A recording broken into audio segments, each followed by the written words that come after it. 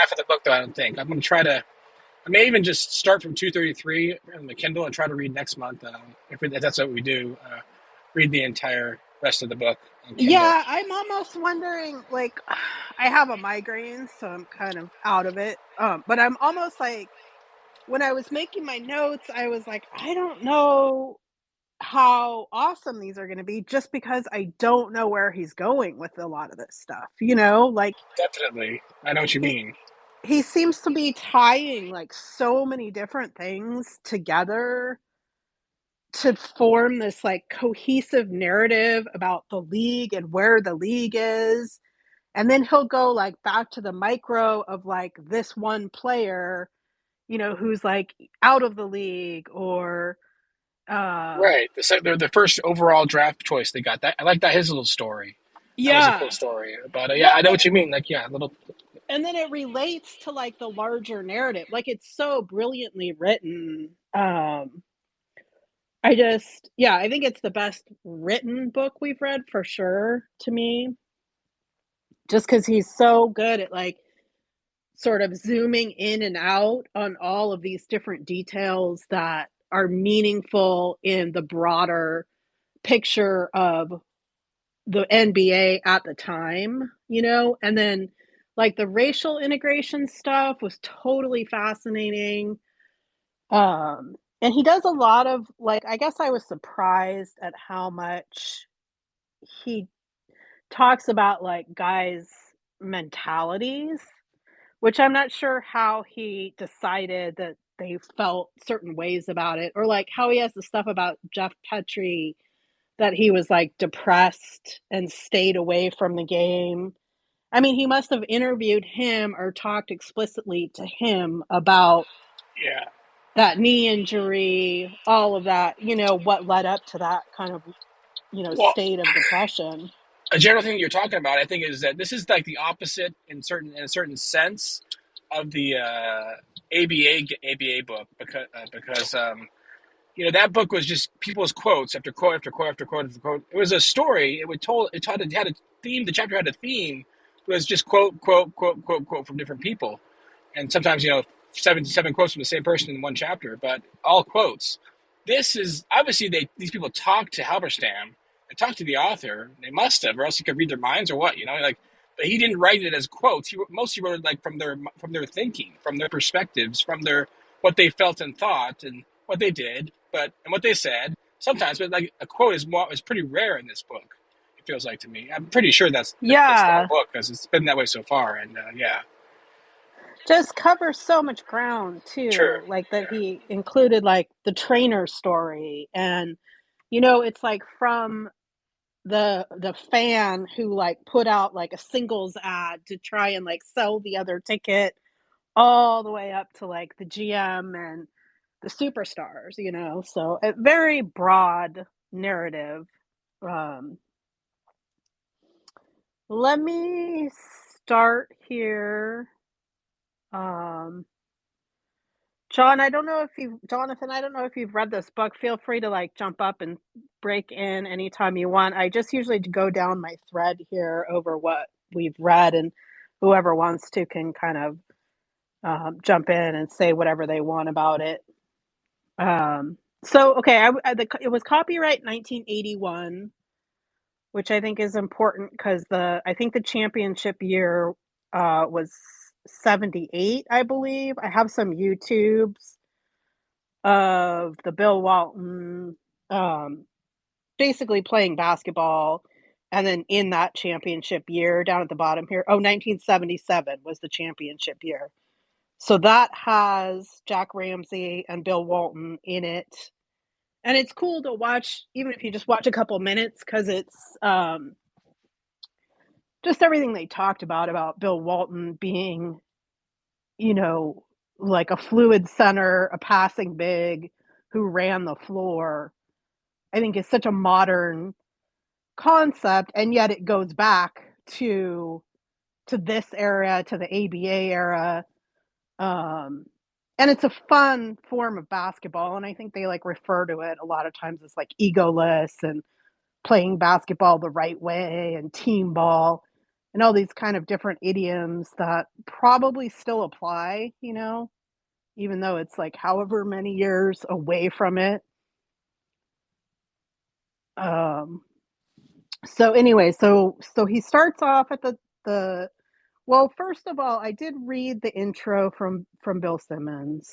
Um, and I thought it was so good. I Bill, thought it was good, but yeah. I know it was really good.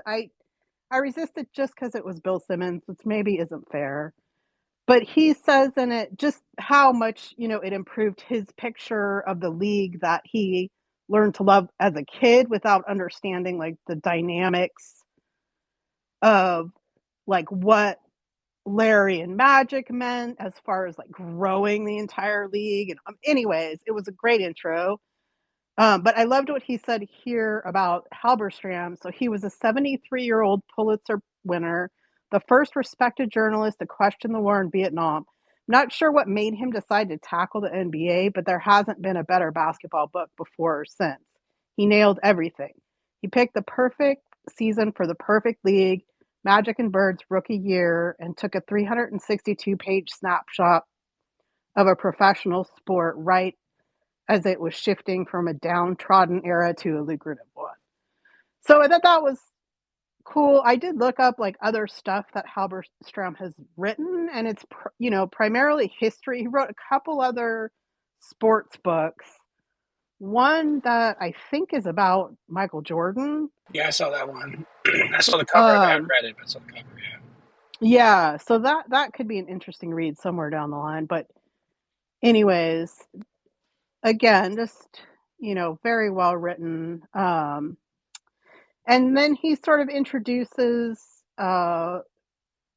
Coach Ramsey, that the training camp, um, and then how the dynamics were changing. Like so he has these couple. Power was for coaches an illusory thing. The only players to whom they appeared powerful were in fact marginal players, players over whom they could indeed exercise power, but to little purpose. And he starts talking about how like the hierarchy has started to change in the league, um, because of all the money coming in, because the players were getting paid more than the coaches, because essentially the players had longer contracts than the coaches for the most part. So I thought that all was super interesting. And because the other thing was the vulnerability of the coaches. Like a lot of the players have no cut contracts, or the stars anyway started having no cut contracts, and um, the Warriors just lost. So Golden One shall be lit tomorrow. Hell yeah! I'm buy my tickets pretty soon. I'm buying tickets while the space is going on. All this book club's going on. Yeah, Buy my yeah. Hopefully expensive, there's cheap as possible. Gonna just probably go to the draft house, or across the way in the Bud Light Center thing they call it. They call that thing, or maybe just on the concourse. Yeah. it's Oh gonna yeah. be a party. Yeah, hopefully they can pull it off. I think De'Aaron might still be out. They Um, still can but though. yeah, they can. I think they can Yeah. too. Okay. Cool. So it talks about how Jack Ramsey, you know, worked one on one with a lot of the players. His highest enthusiasm was reserved for young, still innocent college players, preferably from small colleges. Oh, this is yeah, that had never been visited by professional scouts. His greatest disdain was for almost any agent or lawyer.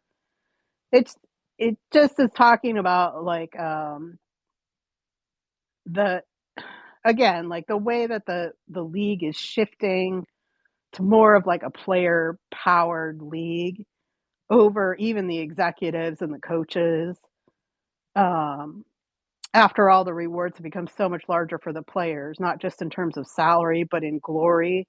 So too were they larger. Oh, this is a sorry, I'm messing up here. So it's talking about television contracts and that they weren't particularly awesome to begin with, but they were quickly became the majority income of every franchise, right? So and then they're talking about like the bigger stage that it offers, and he talks a lot about like what the camera focuses on becomes a priority, which I thought was really interesting. And then after all the rewards, it becomes so much larger for the players, not just in terms of salary, but in glory. So too were they larger for the coach. The television eye during playoffs caught not just Bill Walton rebounding, but also Ramsey kneeling, intense, talking to the players during timeouts. So it like amplifies the audience for every single person on the floor, um, and probably extends this kind of idea of like superstars and superstars changing the league, as they, rather than the team.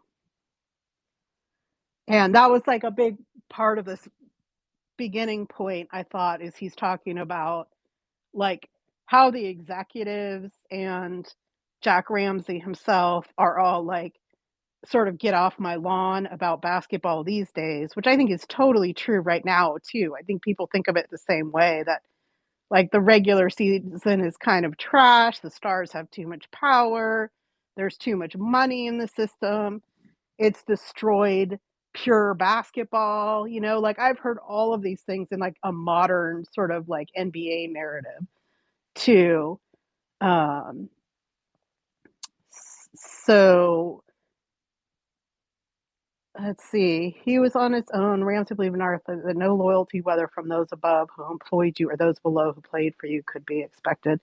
So Ramsey was not like, it doesn't seem like he was a very personable person. Like, it seems like he believed in his system, and he had this like really strict like system that he wanted his team to run, and he wanted the players to like fit into this system, but he wasn't like super sympathetic about like the racial stuff. He wasn't super sympathetic about people coming from different backgrounds.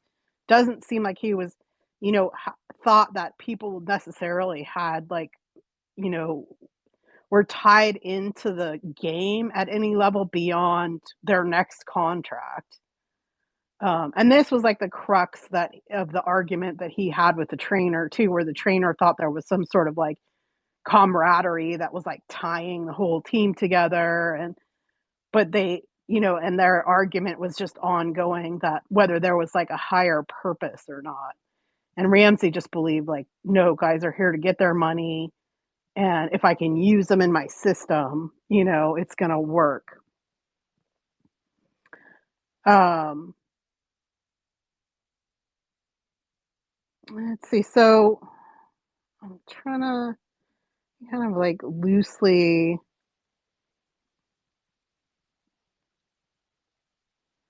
so the television stuff is, it's talking about like the commercialization of the product, and the product is NBA basketball, right? So they talk a lot about how it's been diluted, right, by this massive amount of attention that's on it, and then by the massive amount of money that comes in, which becomes more and more and more like, it escalates so quickly, the money, and it still does to this day. It's crazy how fast, um, salaries go up every single year, and the collective bargaining like goes up every single year. So the active impulse was never quality of product, but simply bottom line. No, nor was there very much risk involved in all this, for the dollars used to buy properties were not real dollars. They were dollars saved from the IRS. Even the dollars lost were not real dollars. They were dollars written off against the profits of other subsidiary companies. The phenomenon was not very different in basketball, except here it was more noticeable. And here, of course, the product was human beings. Um, I thought that was really poignant. Like, I think that's, been talked about, like in Built to Lose and stuff. They talked about how they felt like, Hinkie and Maury and, the guys who are looking at all the numbers too, like the analytics, I think have like kind of dehumanized the sport in some ways.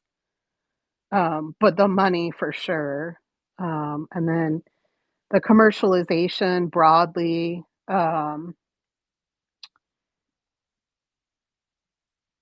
And then he talks about like season tickets and season ticket holders and markets. So the money no longer came directly from the pockets of fans. It came from the projections and expectations of auto companies and breweries. Now, when a team lost money, it was rarely real money, for it could be and usually was covered by some sleight of hand in an accountant's office. So it just seems to get farther and farther away from the actual product on the floor.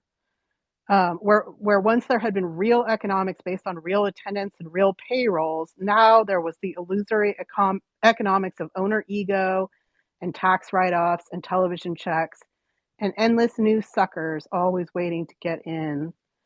And then he sort of in the 60s, a franchise was worth perhaps $200,000. In 1980, Dallas bought in for $12 million. So now, obviously, they're worth billions.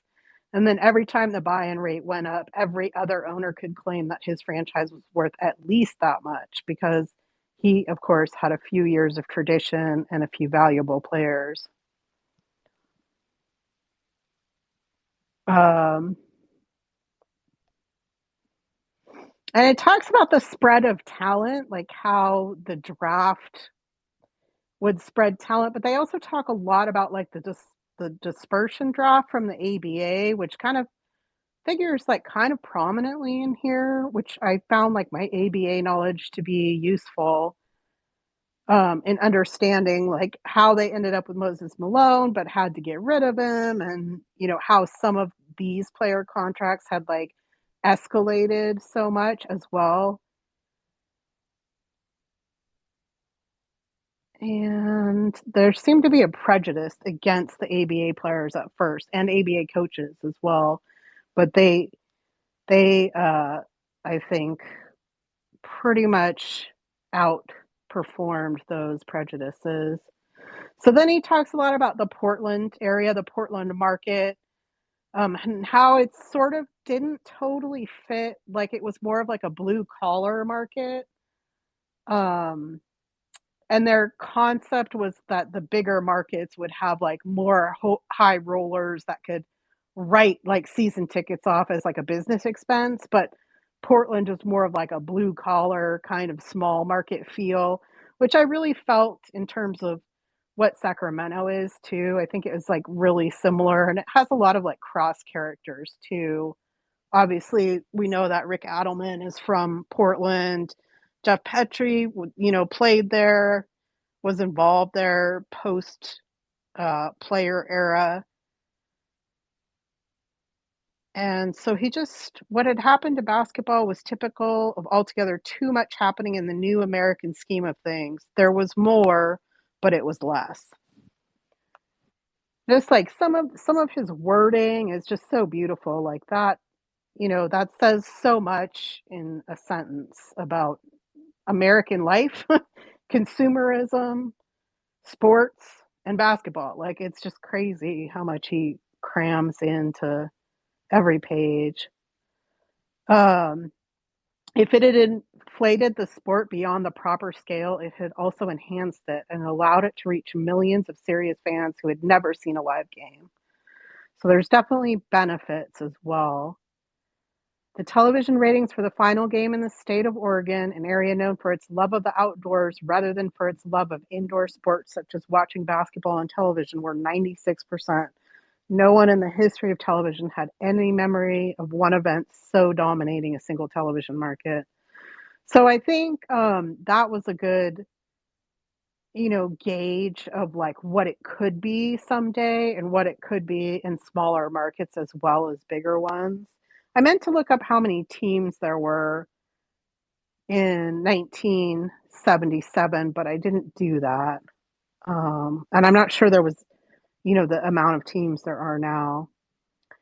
So then he just talks about the playoff or the championship team. Walton, the center, was 24, Hollins 23, Lucas 25, Gross 23, Davis 21, and Swartzik, the oldest, at 26. So everyone was sure that this would be a dynasty, but of course, like nothing lasts, and so much can go wrong. I again, like this was another kind of um, disaster narrative that I appreciated. Like he's talking obliquely about the success, but what he's really talking about is the decline from that success. Um, and sort of the disappointment involved in it, and just like how many cogs there are in the machine of a team and a market, you know, it's just kind of mind-boggling. Like, and I think he gets into the injuries at a point where you're like, oh my god, like nobody has knees left, everybody's like icing everything, everybody's back is out.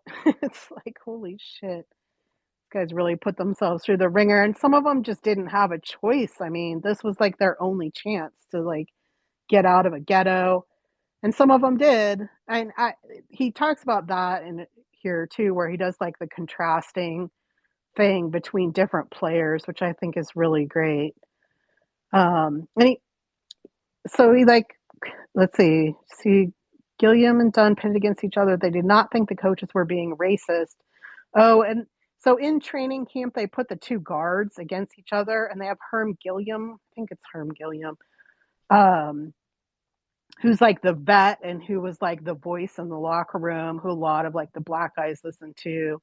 And they put Gilliam and Dunn against each other, and they were going to cut one of them.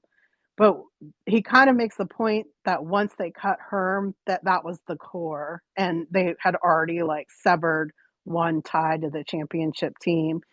I mean, there was more dominoes to fall, like the fact that Walton, didn't get better, got traded, all that kind of stuff. But they they kind of pieced apart the championship team. And then it talks about Inman and his he seems even more sort of distant than Ramsey as far as like being in tune with the players and stuff. And like they call him the shadow. And if if the shadow puts his arm around you, you better get ready to like pack your bags kind of thing. Um, and these guys at the top seem to all be the ones that are like, where has the purity of basketball gone? Like, is there a way to keep a team together? Inman had told Knight that they had been lucky in their mix of both talent and character, and that Walton was crucial. His very style of play was essential to keeping the egos of the other players in line. So they think they found this like perfect egoless way to play basketball, which I think is super comparable to what Sacramento is doing right now, with Domas as like the central sort of part of this distribution, that's just incredible, which that's pretty much how they paint Walton too, is this just like incredibly passing, fast, big.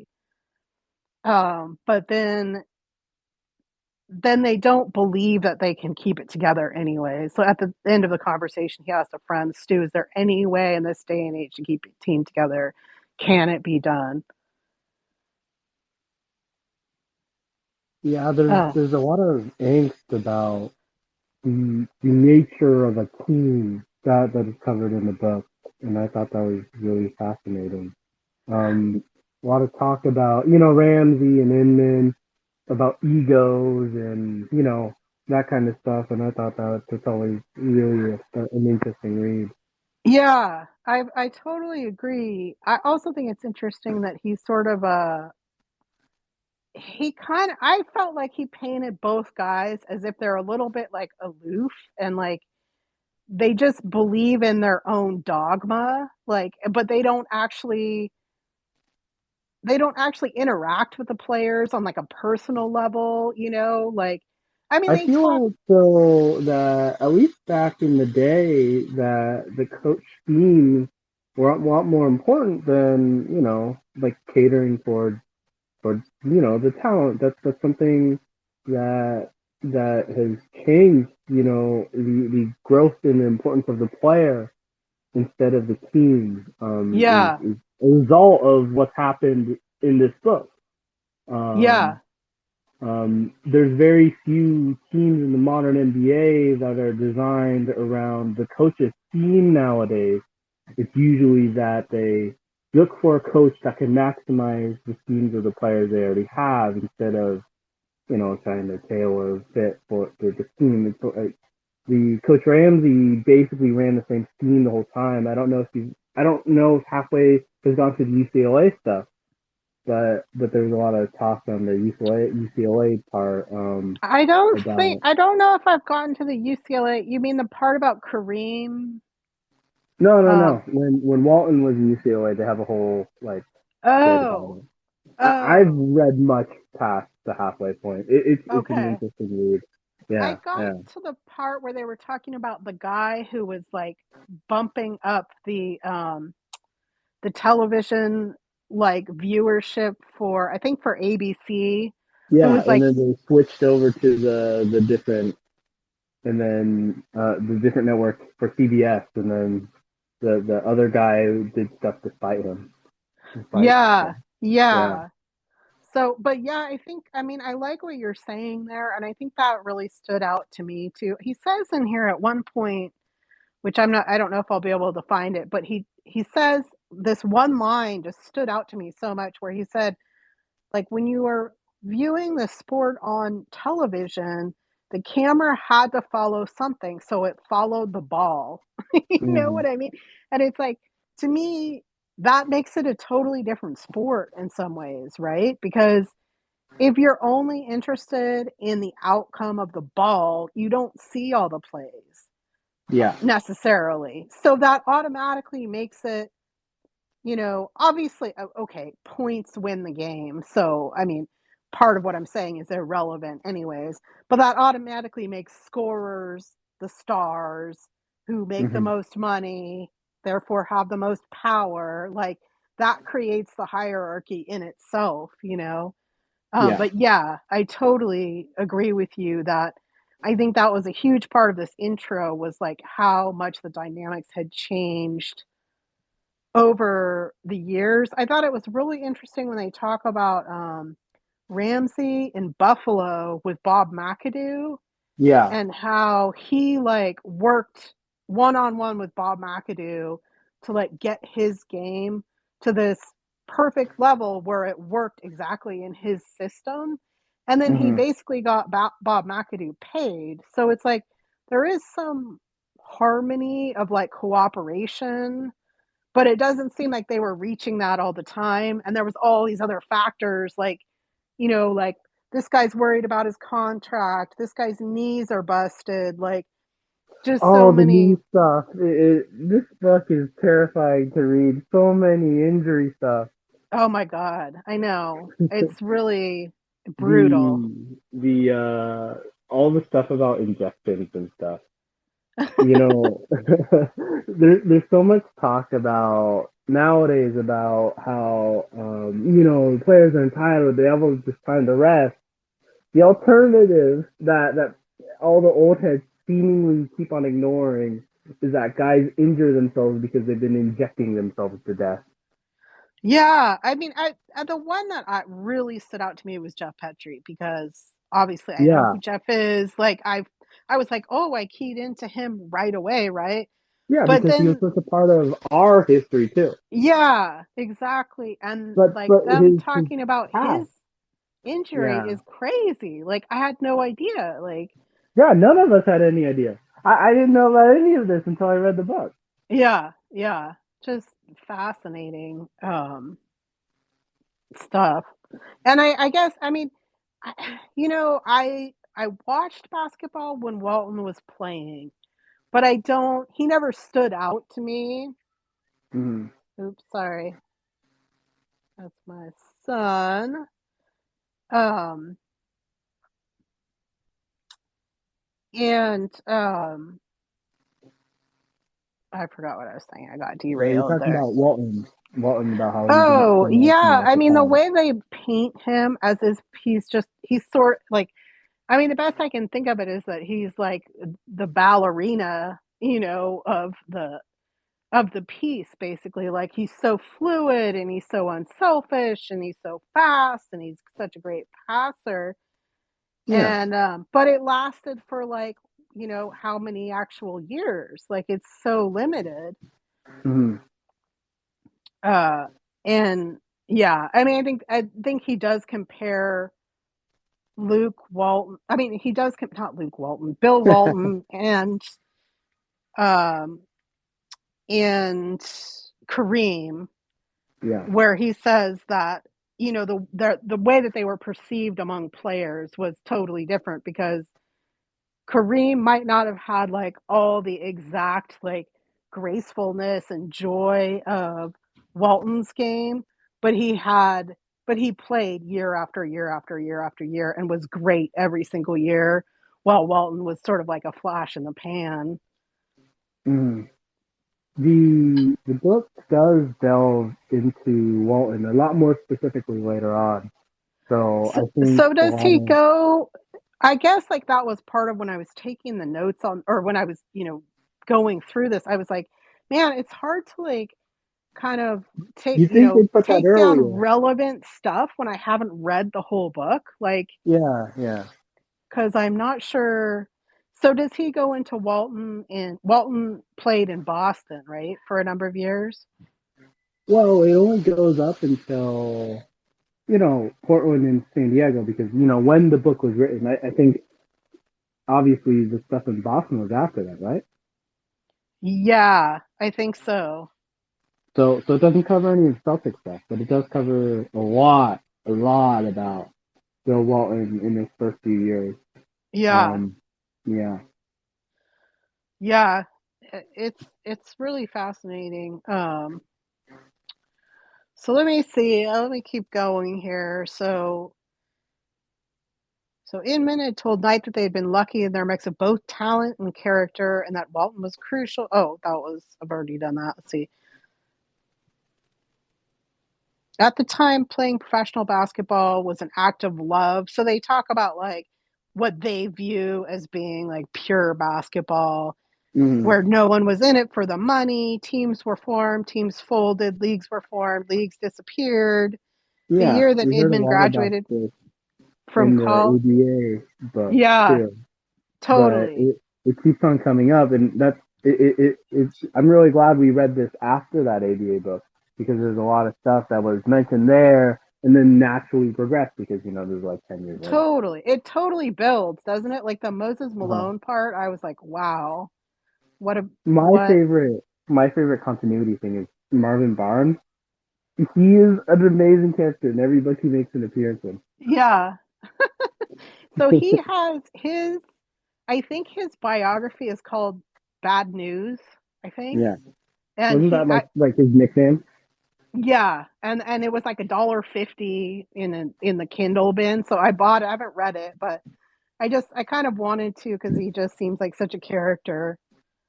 Yeah, Um, And the Moses stuff is just so funny because I think there's like a crossover in both books of him being sort of like monosyllabic and like, but he's not dumb. He's just, hmm, he's shy and he expresses himself succinctly, and then like yeah, people seem to take that the wrong way. And I liked how they developed his character out here, and the fact that he was such a miss for them. Like they just blew it because they couldn't handle thinking about the money part of it. But if they just yeah, would have kept him, they might have been yeah. able to keep their hopes alive, right? It might not have That is, mattered yeah. that Walton was hurt. It is always crazy. There's so many points in NBA history where teams get a young guy who could extend dynasties, but because of money issues they let him slip away. OKC being the more recent example. Like if they had all three of those guys, Yeah. But I mean, you would that's talk. part of the sport. Like, Yeah, so yeah. in the mid range theory has this chapter called Mind the Cap, Uh-huh. which is just about like how you try and make your team function under the salary cap, right? Yeah, And like yeah, how you're trying to get the best value of each of your play. It's kind of like in the thinking basketball about how you're trying to build like your pillars to build the perfect team, it is you know? frustrating though because the NBA is a soft cap league. So Yeah. like if you're contending and if you really think you have a great chance, you probably should at least do what Golden State's been doing recently, is try to keep as much talent as possible until it doesn't make sense. Like the Wiseman deal was a great Yeah. example of that. They traded him because the amount of money that came off of the books when they traded Wiseman is not insignificant, and it makes a lot of sense to move Wiseman. But Yeah. they kept Wiggins and other guys, and they won a championship because of it. Yeah. No, for sure. I mean, it's still I just it's absolutely amazing to me how relevant these like 40-year-old books are. Yeah, Like, I yeah, mean, 'cause a lot has changed, but like nothing's changed. Like, yeah, yeah. um, so yeah. And Even so even in a historical context, reading these kind of books is super important because it explains a lot about why things are the way they are nowadays. Like they got here because of the events that happened in books like this. yeah. Yeah, and I mean some of it is kind of depressing. Like the stuff he talks about like the racial activism, the integration and how like basketball athletes like sort of naturally became like outspoken activists Mm-hmm. in terms and But like still, yeah, go ahead. there was like the few like standouts like Kareem and stuff like that. But then it's like, fuck, I mean, we're kind of still there in a lot of We ways, are you still know? there. It was really interesting reading all this race stuff when I don't think we think about this anymore. But Yeah, it's come back in the NDP discussions about how people are saying Jokic's got an advantage because he's a white, or the Austin Reeves stuff is he's getting boosted because he's a white player on the Lakers, that kind of thing, yeah, it yeah, feels like all of this is still relevant, even though we all think it's not an element. Like no one thinks about racism in the NBA anymore, but I and almost I love. certainly I was it's a sort of thing. uncomfortable reading it at first, but then I started really appreciating like how explicit he was Hmm. about like the divisions in the locker room, the relationships between coaches and players, like the kind of, how many different groups there were on each team. And it just is so relevant. Um, and It's like so even now, relevant, yeah, and it is even more so now because no one's going to talk about it today. Like right? all this stuff is super subconscious now. All this stuff is below. I mean, no one explicitly is as no one's like as racist as they were in the '80s. Obviously nowadays, but basketball is still a primarily black league in most. Like, there's other sports that are preferred by other ethnic groups. Football and hockey and stuff.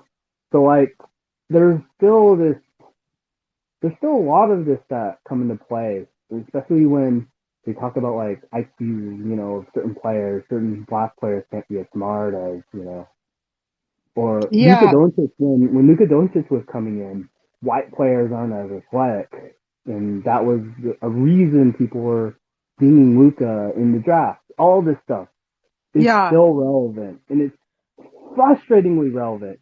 It took yeah. a book like this to make me realize how relevant So racism is here, in the let me NBA. And read it's this so, paragraph here. This is yeah. like, I think is so well stated. Like he's just such a beautiful writer. But so it was simply that the NBA was a for American racial tension. No matter how successful the black athlete, no matter how well paid he now was, he brought to the game a complicated assortment of anxieties about growing up black in a white nation. For all of his success, he played in a league where the owner was always white, the coaches were usually white, the sports writers were almost always white, the referees were almost always white, and the fans were almost always white. And again, I'm just curious like how much that has changed. It has I to think have changed, but like the yeah, NBA is more, it's like way more international than it was ever been. Like no one would ever say that the fans are all white nowadays. No one would ever say that. I mean, the coaches are not all white. There's a lot of black coaches in the NBA. It's not the NFL, but A lot Thankfully, of it is yes. changed. Yeah, a lot of this is changed, thankfully, but a lot of this Yes. is still the same. All right, there's another thing. There's another point where he says in here, basically, I think it's when he's talking about Lenny Wilkens. Yeah, And I have it highlighted somewhere in here, but I won't bother to find it. But Lenny Wilkens, he talks about how Lenny Wilkens wonders how many chances the black coaches are getting to be bad coaches, right? yeah, Compared to the white coaches. And I think that's, again, such a relevant kind of concept, especially, I know that D'Lo and Casey have talked about that, especially pertaining to football, where like the mm-hmm. opportunities for black coaches are just so limited and they're not given the same leeway at all to be, they have to be exceptional to keep their jobs, you know. Yeah, So I thought that was really fascinating. But he goes through the whole, like, the rapidity with which black athletes took over the league was astonishing. In 1961 to 62, with no more than 2 or 3 blacks on most teams, 7 out of the league's top 10 rebounders were black. They were just better. I mean, 3 years later, with perhaps 3 or at most 4 blacks on each roster, which as a rule consisted of 11 men, 9 of the top 10 rebounders, and 6 of the 7 top assist leaders, where again, speed was crucial, were black. So he paints a really good picture of it. Obviously, he's white. So I think it's problematic that a lot of our history is told to us by white males. Um, you know, and I just think that it's important to recognize that he's a white dude. So however well stated it is, you know, I think all of us have inherent biases or positions of privilege, and I think he's doing a good job of highlighting the differences and yeah. comparing and contrasting people's situations. But I don't want to, you know, I'm also white, so I don't want to make assumptions about whether he's entirely accurate or not, you know. Mm-hmm. Um, so let me see here. So it keeps talking about like the explosion of salaries, the audiences, the creation of superstars, the like this kind of idea of like this upper crust audience that, you know, can write off their ticket prices. Yeah, And I love this sentence: a series of disasters, some involuntary, some self-inflicted, had struck the Portland franchise.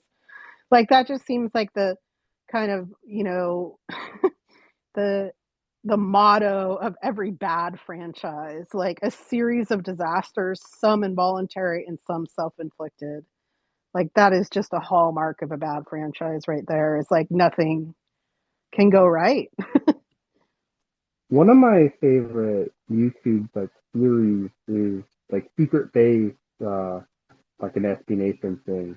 They do the collapse, which goes over the breaking down of championship teams, contending teams, and it is almost uncanny how so many teams just explode all at once. Um, Yeah.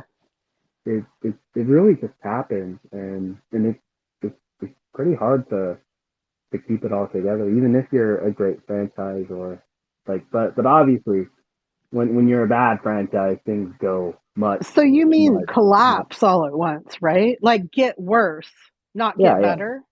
yeah. Yeah. I'm curious about that, like how, like the Kings have been on such like a meteoric rise this year. It seems unsustainable and it seems It's this year we've won increased by 20 wins. That's very rare that's insane, to right? I to jump mean, that much. yeah, that doesn't seem sustainable to me just numerically. Uh huh. Uh, but I mean, you know, and I know there's like a lot of like the national narrative or whatever is that the West is a mess and there's all these explanations for, It's why the Kings are in the seed they're in and why they're going to fail in the playoffs or whatever people want to say. But the my reality is, if we prediction. don't know, like, Yeah, we don't know how the ceiling of this team. We won't know until we see it. My yeah, prediction is if the Kings explode, it'll be because of salary. This this front office has been relatively cheap, almost unnecessarily so, I'd say. I mean, they paid De'Aaron Fox obviously, yeah, but I'm worried that when Weak Monk contract expires, Harrison Barnes this offseason, Keegan Murray in the future, yeah. I assume one of them will be let go and things will fall apart. I'm That's curious my how it my changes the calculus to, like, if Domas gets all NBA. I didn't look up, I looked up De'Aaron's, like, all NBA incentives, but I didn't look up Domas's. But if he gets all NBA, whatever team, both years, they can give him a way bigger contract, right? yeah. A super Uh, max is a curse. It's not good for the team. It's not good. It's not necessarily great for the player either. right. If you have to pay Domas a super max, that could be the game maybe. Yeah. I mean, I was kind of looking at it because I think Brendan tweeted out something about Jalen Brown being Yeah. eligible, and I looked it up. He's eligible for a $290 million contract, like over the course, I don't know, 5 or 6 years or whatever it is. But then Hmm. you start looking at, like, okay, so they're going to be paying him as their first best player. Like, he's going to be making like 30% of their allocated salary. I mean, Yeah. how far into the tax do they want to go to make up the talent of the guys around him and Tatum? Like, it gets really complex, right? Hmm. Um, but I think there's also, like, that level of, like, Kyrie with Brooklyn, where he was like, they didn't want to talk to me about my contract. So I'm out of there, which I know that was like a mutual decision. I'm not, but he was insulted by that. And that is, I mean, how do you show the player their value to? You pay them what they're worth, Yeah. right? Yeah. You pay I them. mean, so yeah, I don't want to invent ways that the team is going to explode yet. Yeah. Yeah. It's I'm not going to be this year. It's not going to be yeah, for a while. hopefully. Well, it's Yet. absolutely not going to be this year because there's no way we can explode the salary cap when our contracts are all fixed. Exactly. Yeah. Yeah, We're in pretty good shape, even. yeah, yeah. Um, Monty's done a really good job with that. yeah. So he talks about, okay, so in that 7 years, basketball salaries had gone up 700%. So the salaries were just escalating, like, Hmm. at this insanely multiplicative rate. The explosion of the sport, the coming of television and its extraordinary social amplification system dovetailed almost exactly with the coming of a rival league. There was a rival league in football too, but it had been incorporated before the money. Unlike football and baseball, basketball with so few players presented the illusion that a single superstar could transform a loser into a winner. Um, and here's where he's talking about superstars. I found this stuff really interesting because I've been, like, digging into. I just go in and take the charts out of Spotrac and then I just put them into pie charts, right? And Hmm. it's just really interesting because now, obviously, some of these, like, quote, super teams, right? Teams, say, with 2 to 3 superstars on them, where they're paying 37 million, 40 million for these superstars, 45 million in some cases, and they're well into the luxury tax. As of right now in the season, some of them are like at a 500 win percentage.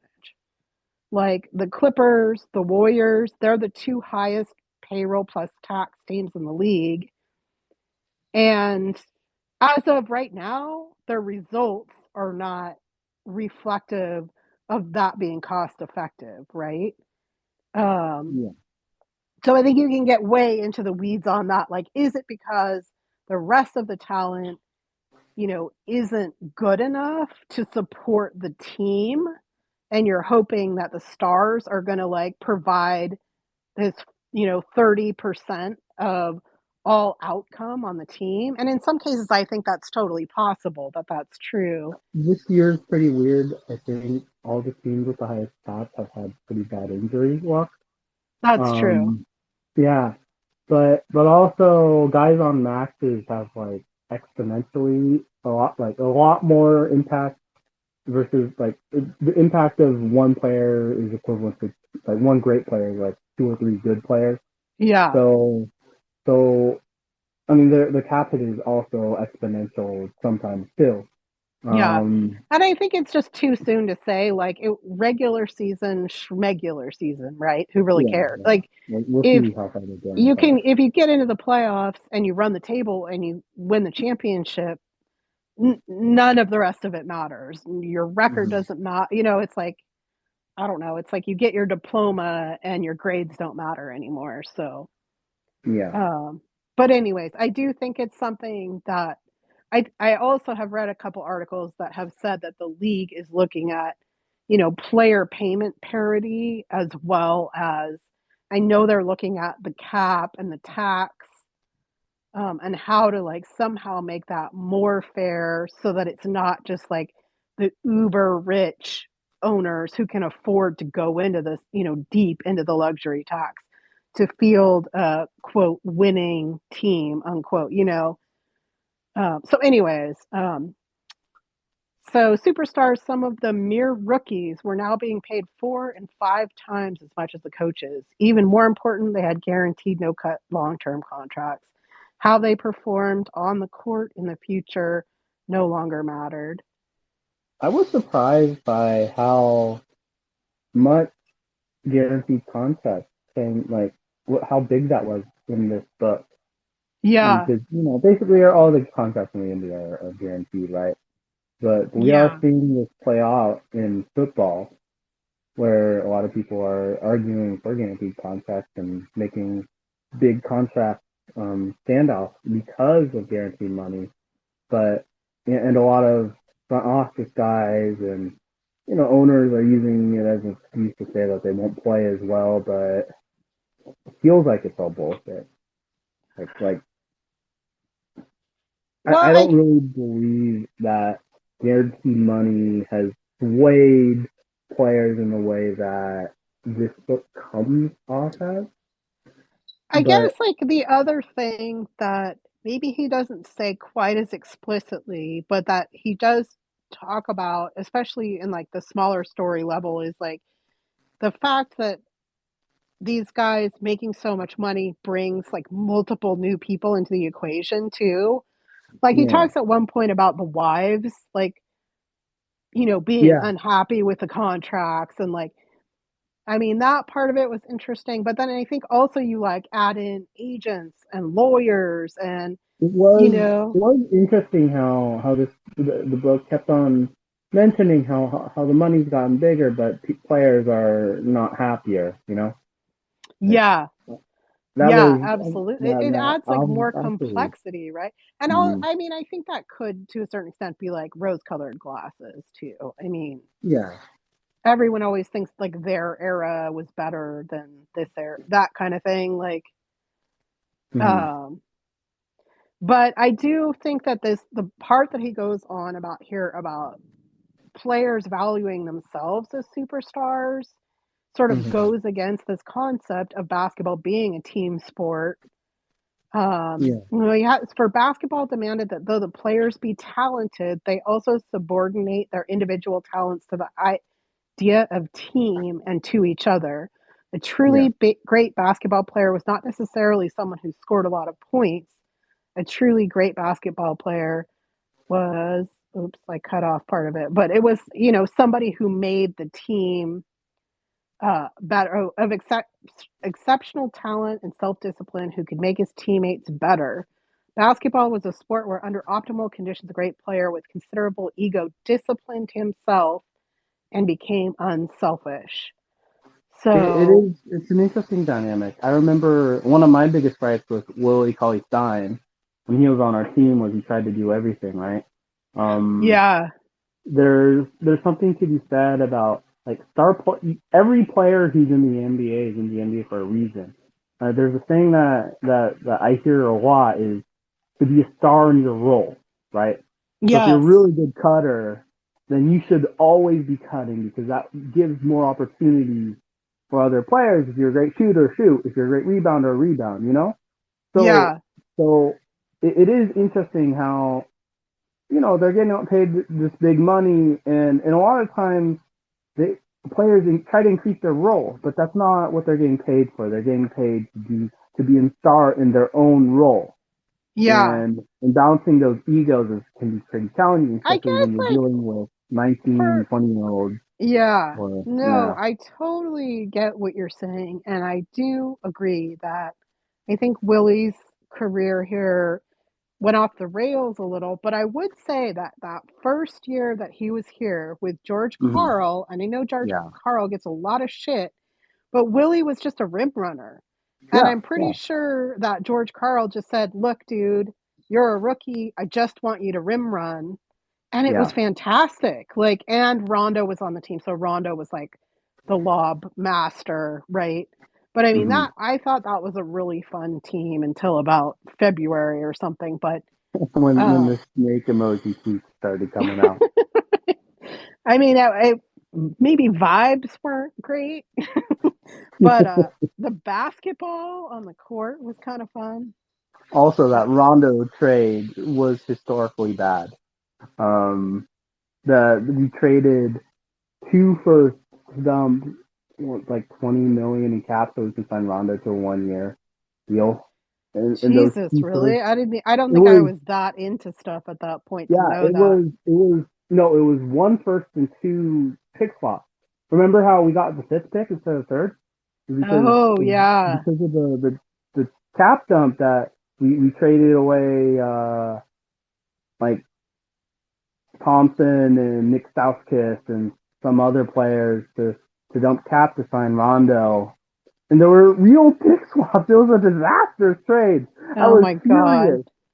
It was one of the Vlade most was like the emblematic. master of those That was horrible. And then, I mean, some of them he like lucked out and got saved by things like not working right and the picks not transferring, but he was just, he yeah, needed yeah. help that early. Roddy was really bad with like honestly I'm still amazed by the trade that got us Bogey. We traded to Phoenix. We gave up the I think like seventh pick and we traded down for 13. And we got Yeah. Bogey right. Somehow that worked out, but it looked It very must have. bad for a year there because we picked a total bust. Oh my God.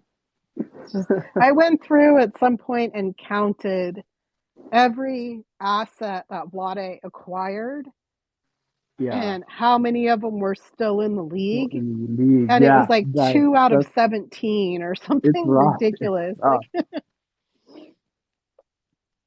it was so bad. Yeah. Okay, so the super salaries went by and large to those with impressive statistics, and big statistics usually came at the expense of team. I don't know that that's entirely true, but I think they use probably more in-depth statistics at this point. Um, but it Yeah. is true to me. Like I would, if I was like on the Lakers, for instance, and not to use just the team that I hate, but why not? Um, I would be kind of pissed that I'm expected to carry the load of most of the winning while LeBron and AD like sit out most of the I time. mean, we saw that play out. Alex Yeah, Caruso got lowballed to hell when he was doing everything, all the small details, defensive mastermind. And it happened again to Kuzma, where he had no consistent role and he was expected to fill up all the gaps of that team. yeah, And those are both of them great got examples. drafted. That Yeah, the LA is such a great example of that. I think in this book it was especially emphasized when they were talking about Weinberg, how much he dictated the contract of the team because he loved to negotiate, and they were yeah, trying to trade Holland, but like Holmes put up big gaudy numbers and was probably a championship team, so you wanted to, get a really good value out of it. But then, like, it was like they were talking about he never wanted to pay for, pay way too much for a guy who wasn't good, but like he only cared about the big numbers. If the owners play any part of the contract negotiation, even if the GMs are great at analytics, obviously the eye test or the big numbers are always going to play a part in Yeah. contract negotiations because that's how the owners dictate it. And owners are always going to think they're the smartest person around because there are Well, and I always think successful like, and he talks businessmen. about how like there was like resentment about basically like Lucas thought that he should have a similar contract to Bill Walton. Like Yeah. Bill Walton had this huge contract and he was hurt all the time. And so there Mm-hmm. was some, and there started being some like racial kind of like overtones in who was getting paid what and how much they were able to fail again. Like the same kind of thing with like the Lenny Wilkens thing of like the white players were sort of allowed to be, hurt or mediocre and still get these like gigantic salaries where the Mm-hmm. black players a lot of times were like providing more value but weren't compensated the same and maybe Yeah. didn't have the same kind of representation and connections as well, right? Yeah. And it talks about, again, he talks about, and the camera was always fixed on the ball. Bobby Gross made most of his contributions elsewhere on the court. He moved well without the ball, thus setting up opportunities for other players. He saw the court structure instance before other players. Ramsey thought his court vision was second only to Walton's. He passed well and he played good, smart defense.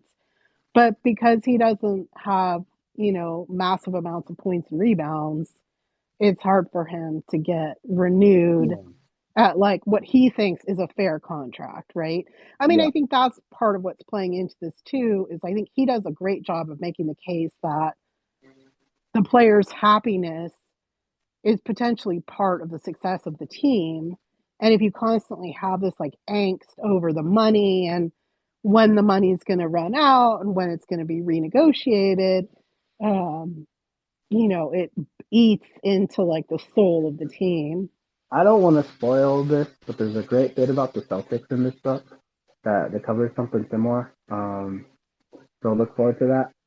Okay. Yeah. It really you have to balance the happiness. Like there was a lot of talk in this book about how the money didn't make players happier, but that's because everyone seemingly like numbers are numbers, and when you start saying numbers, they stop meaning things, right? So Yeah. so the money starts becoming relative, and Yeah, if totally. and if you're not the best, if you think you're the best player on your team and you're not being compensated the best, it feels like you're being wrong. Even if Exactly. yeah, Yeah. even if you're still making tons of money and start being a star in the league. But I think a really great example, not in this book, is Scottie Pippen. He was consistently underpaid throughout his Yeah. whole time during the Chicago dynasty. That's a part of the reason why they had a dynasty. It feels like every team that you know that lasts as long as Chicago or Golden State has a demonstrably underpaid player for very long periods of time. Steph Curry because of his ankle injury signed a really cheap, like I think, like a really cheap deal for most of that run. Obviously, he's compensated now, but and then Scottie Pippen, but every team has that guy, and it always, always, and great teams because they win, it's not a big deal. But then the second they lose, it starts becoming a big deal. Yeah, absolutely. Well, and I think, I mean, I don't know. I mean, I think some of it's been glossed over because Michael Jordan's story is told over and over and over again, Yeah. right?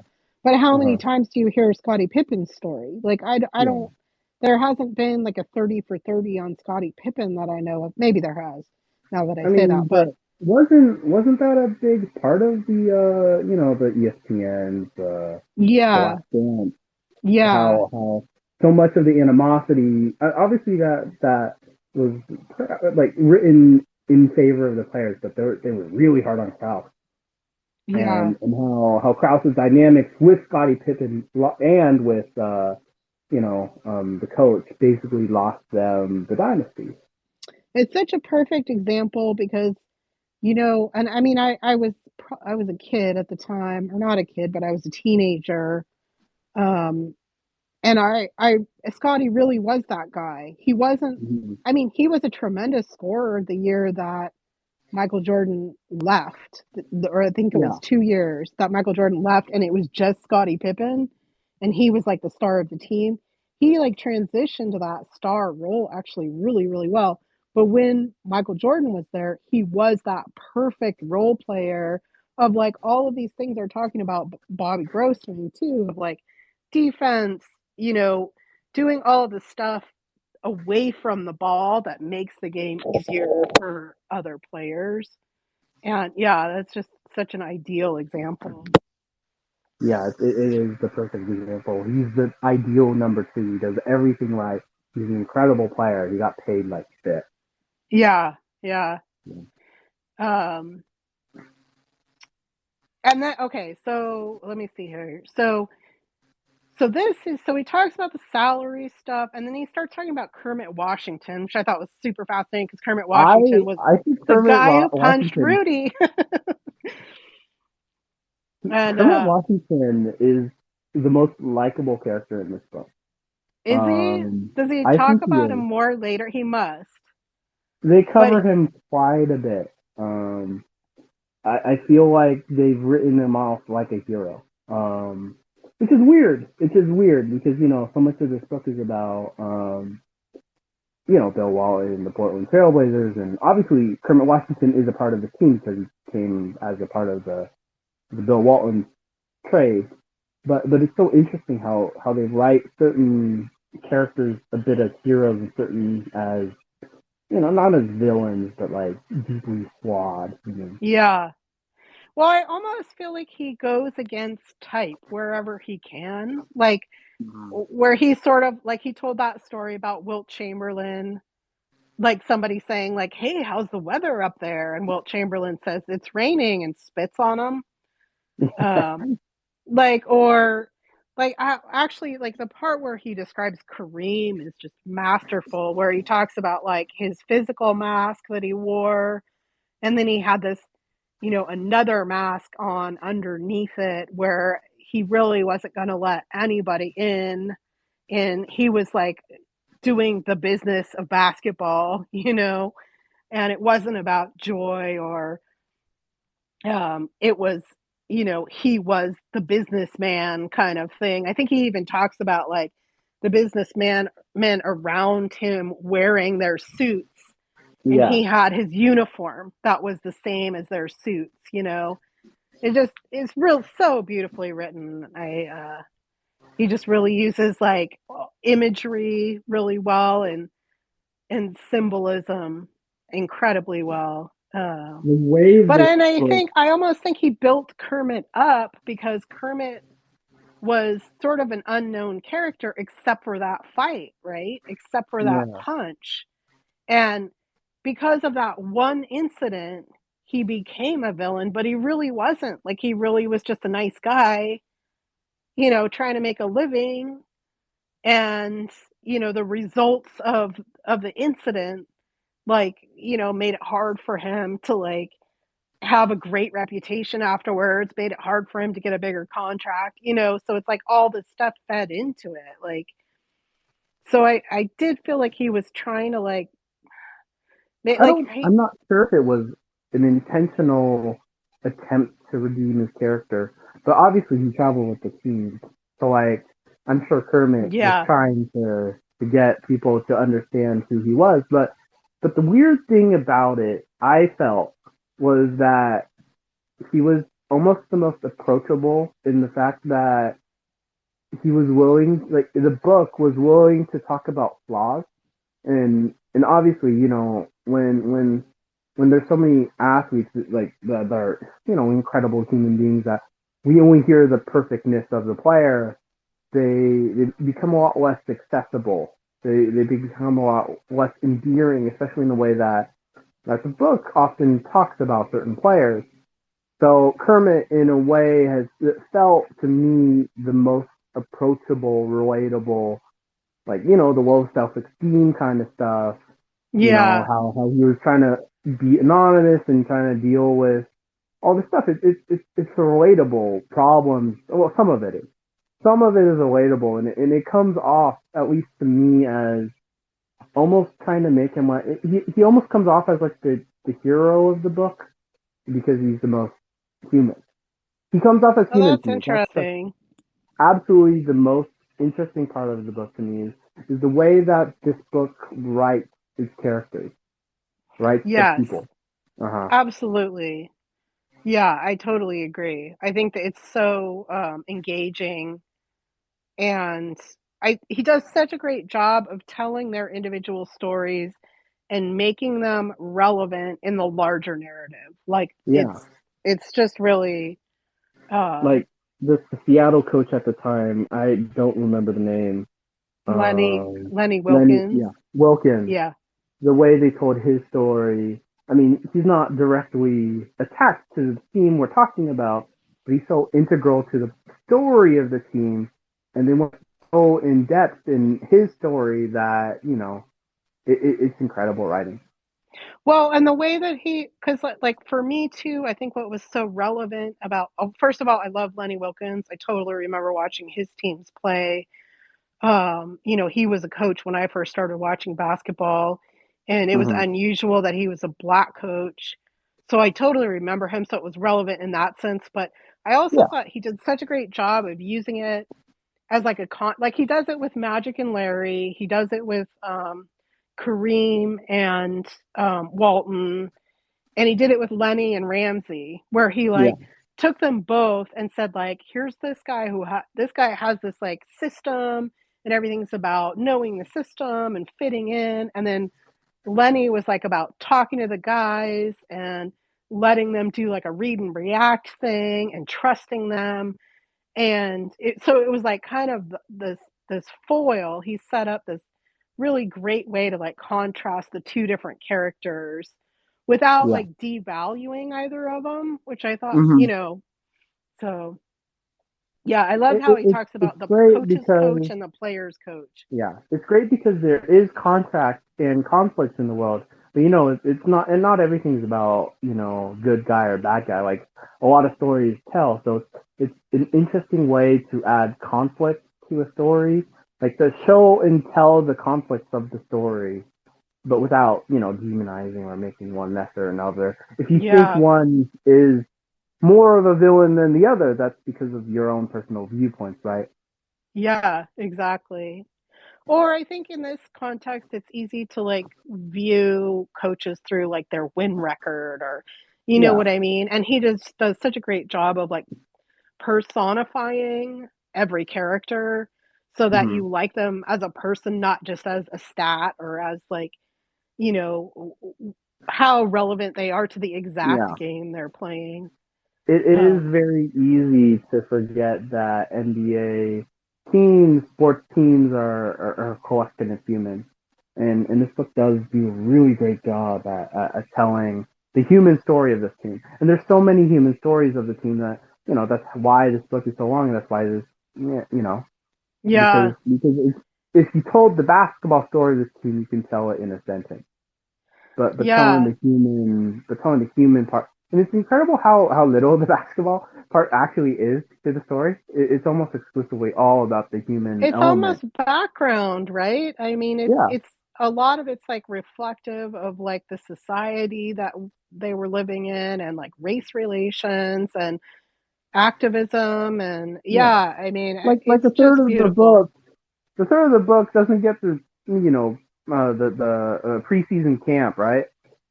Like so Yeah. much of this book is about building up the members of the team, and we almost rarely even hear about the actual basketball.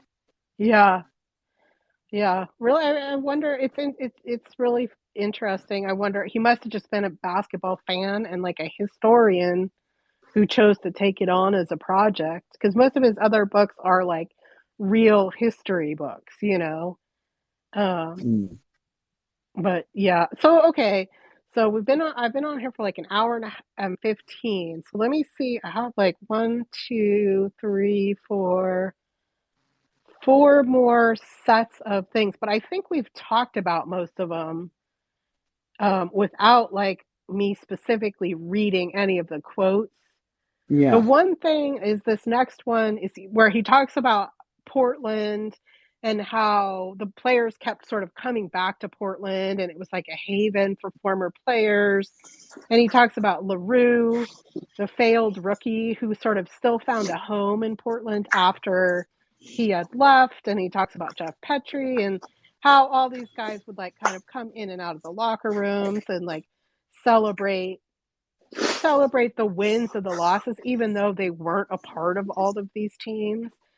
Um, and I just really, that really resonated with me as, again, as far as like the small market kind of, you know, big heart type thing. I hate to use that title because it's already been used, but um, I think it really speaks highly of like having these kind of markets where the players love to live and stuff like that. And then the Ramsey Wilkins contrast, which we just talked about, where he just does such a beautiful job of like of talking about them and their different styles and approaches to coaching and their different like interpersonal relationships. Um, and how he talks about how Ramsey like lifts a lot of his players up by defining roles for them Yeah.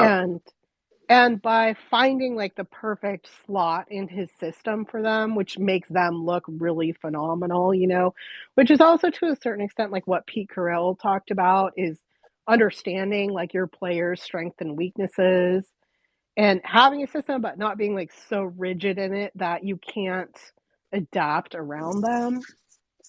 Yeah, I mean, in the modern NBA, the best coach, Greg Popovich, has had a fairly basic system, but he's had a system that's focused on ball movement and doing the right thing. But as the teams have changed, the star players, he adapts, and that's one of the most incredible things about Pop is that throughout all the teams, throughout Twin Towers, throughout the Kawhi Leonard era, and he's always adapted, and that's what makes that's what the difference between the best coaches and great coaches Yeah. is their ability to adapt their system to the player and extend the longevity of the team. He talks a little bit about Jack Ramsey's mood too, that he was like prone to depression. I think that like if like a loss would hit him so hard that they were worried about leaving him alone, and then he also talks. I think he didn't say this explicitly, but it sounds to me like Jack Ramsey was not only coaching the team but scouting every game. So he talks about the on that the championship run Jack Ramsey had scouted Philly and he had seen a power. So this is the quote. He had seen a powerful team filled with barely visible vulnerabilities. And the next night he had with great precision described to his own team how to beat the Sixers. They were, he said, prisoners of their power and their reputations. They were lazy and did not get back quickly. In effect, they were tailor made for the Blazer fast break. Everything he had said had been true, and that which he had seen in his imagination a day earlier took place on the court. And that night, the Blazers came of age. So he was really a good, like, um, strategist, like, Yeah. and game planner, right? And then so I think he starts going into um let me see here. He starts going into like Kareem. Well, he goes through Wilkins and Ramsey and he talks a lot about Wilkins and like I said, I found that really endearing. Lenny Wilkins, I think he talks at one point about their different approaches to like how they like Lenny was always like super chilled out and like never yelled or like never overacted, was always like very calm on the sidelines, very under control.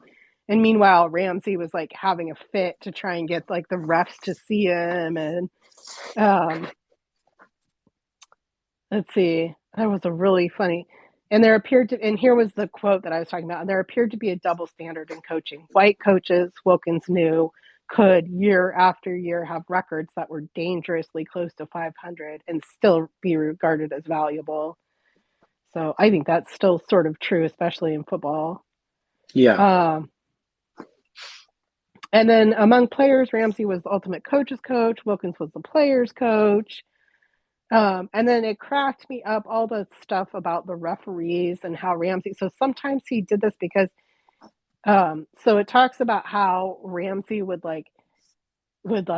have these different like postures basically.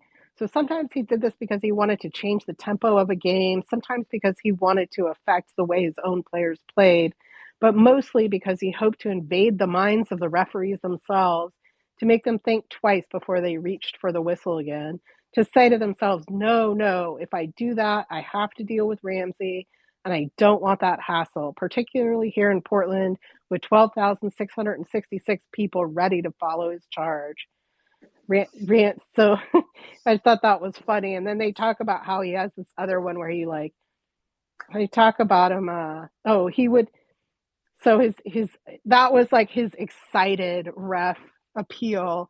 And then sometimes he would do it with light body language. Jack Ramsey is the pilgrim at Lourdes, face in slight pain, hands extended in the time-honored stance of the supplicant seeking help. If not your mercy, he seemed to say, at least your earnest consideration. And that was really funny. Like that he has these different actions he performs to try and like get ref sympathy. And then he starts talking about Kareem and Walton. Again, like the Kareem stuff is really, I think, beautiful. Like he talks about the different masks and how Kareem sort of kept himself separate, but then he went and talked to I think his name was Gilani, the other Muslim player who was on Portland. And he starts talking about Magic, but it was Magic's rookie year, right? Larry's rookie year, Magic's rookie year. So this is like when the huge like television explosion happens and they become the two biggest superstars, but they're not quite that yet. And he creates this great foil between Magic, who came from a strong family, was a marvelous media draw, and Bird, his social pathology, much more like that of many Black players in the league. Busted home, disappearing father, rural instincts in a world run by city boys, was by contrast dour. So they had Magic like Mr. Happy, Mr. Joy, and then Larry was always super serious. When the camera approached, Magic smiled and Bird turned inside himself. CBS, worried about the weak ratings, now hyped the Boston-Los Angeles games. And that's how they became the biggest markets. The matchups were, said Brent Musburger, the Magic Man versus the Bird. Magic loved it. It was all hype and fun. Bird hated it. Forwards, and he was a forward, did not play against guards. I actually have some notes about this, about two topics here. One is I think that this book does a really great job. I kind of mentioned earlier about personalizing people. I think because basketball in any sport is a sport of heroes. Fans look at basketball players like heroes. Make a wish, go visit a basketball player. Yeah. The stars are always the best, the most magical, but ultimately they are people. So I feel like the writer in particular went out of his way to emphasize and editorialize the nature of these stars as personalities, to remind us that ultimately they are humans, right? So we emphasize the eclectic natures of Bill Walton and Jack Ramsey, and he emphasized the human nature of the coach, the Kermit Washington, and others, because it was balancing humanity. That's how I felt like it. It was encouraging the balancing the back like the contrasting was they were trying to contrast the down to earth and the heroicism of these stars. Yeah. One was looked on as the star, but they're but people love and root for the underdog story. So, but in the NBA, it's not, you don't hear underdog stories usually. You hear the basketball is a story about the stars, about the heroes. So I think the writing went out of its way to emphasize the personability and humanness and to emphasize the underdogs because you Yeah. don't hear that kind of stories. Yeah, I think you're right. And also, I mean, that again feeds into like the next level of the narrative, which is team versus star, right? Like, Mm-hmm. um, and how important like every character on the team is. I love how he got to this point by starting with Ramsey and Wilkins as like their contrast, because Wilkins, I think he makes the point, is like calm and contained, and because he's black, because he's not really allowed to be loud and yelling, and whereas Ramsey can do whatever he wants. Ramsey's like this, Yeah. you know, and then he goes into the Kareem and Walton thing where the stereotypes fit, right? Where Mm-hmm. Walton is like the happy guy who comes from a middle class family and everything's hunky dory, and Kareem is the guy who is the businessman taking it seriously, brings his hard hat every day. And then he turns it on his head with Kareem and Magic because they flip the stereotypes, right? Where Yeah. Magic comes from the good family, Magic is the joy guy, and Bird is the broken home guy and the ghetto Mm-hmm. guy. And it's just a really beautiful sort of like trajectory to the narrative that makes it really pop. Um, Yeah. but yeah, I love what you're saying about him focusing on. I think he caricaturizes the stars in some ways, like you said, Yeah. like makes their eccentricities and characteristics like really like bold, which helps in storytelling, Yeah. and then more humanizes like some of the lesser players, right? Which makes Mm-hmm. them that much more lovable. And he also says at the very beginning of the book, which I think is totally true, it's true for me anyways, is like the more that you consider yourself sort of like a basketball connoisseur, the more you start like liking like the deeper cuts of the team players, Yeah. where you're like anybody can think Larry Bird is great, right? You can just Yeah. watch a game and be like, "Oh yeah, that guy's awesome." But, you don't as much notice the fifth guy on the roster who Yeah. has 3 Like steals and any true fan of this Kings team absolutely adores Trey Lyles. But right, you go talk exactly. to anyone outside of the Kings and who is Trey Lyles? The more you Yeah, get into it, the more you fall in love with the role players. Though I do think the Kings, our fan base in particular, has a bad habit of falling in love with players that aren't really NBA players. that's true. I'm guilty of that. And maybe the NBA as a whole too. I mean, I'm actually not capping on anybody, but when I say like I think the entire NBA like was in love with Bol Bol Yeah. before he was on this Magic team. I mean, I don't know if he's entirely like making the case that he's a great NBA player, but he's been really fun. He's been pretty Mm. solid, and he's performed a role for them, and he's sort of in some ways like he has the like long spidery body type of like Wembanyama and Chet Holmgren and the guys that we're so hype about that we haven't yet seen. So yeah, I mean we definitely fall in love with potential, right? And Mm. Yeah. that actually brings up another thing that I was really thinking about in this book and in the last book we read through was the ABA book was how much skill there is in the league because Yeah. in both books they were talking about guys who weren't particularly great at anything in particular. They didn't have any skills, but they played hard and that earned them a spot on the roster.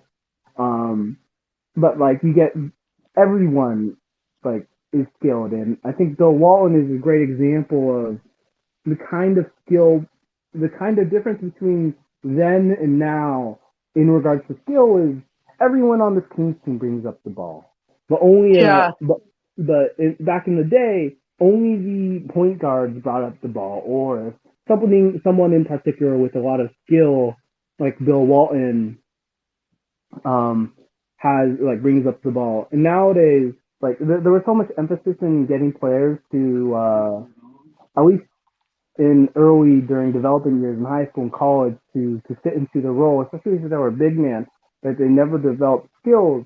But so much of the NBA is about developing new skills and not just fitting into the box that you get Yeah. players that come into the league that have skills that don't match their position at all, maybe because they play guard and they grew up like Anthony Davis, or because of other reasons. You get Victor Wembanyama, who seemingly can do everything in the 7'4" frame, Yeah. and Exactly. and it's so that's one of the great things about the NBA now is how much skill every player has. Everyone on the NBA on our Kings team is good at something.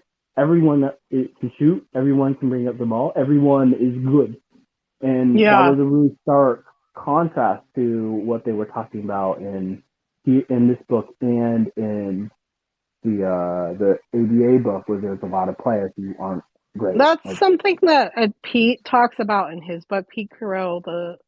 I'm not going to remember the title of it. But he says, I mean, his book is really funny. Like it's just little sayings, basically. So it'll yeah, be like one paragraph and then another. But he says you want your players to be good at the things that happen the most often in a basketball game. So you yeah, want all your players to be able to shoot, pass, and dribble.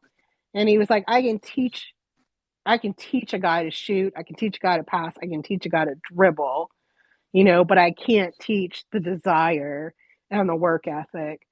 mm-hmm. So, yeah, for sure. And one thing stood out in this when they're talking about Magic's development, and they talk about how he's 6'8" and he's a point guard and he plays guard because he grew up playing guard.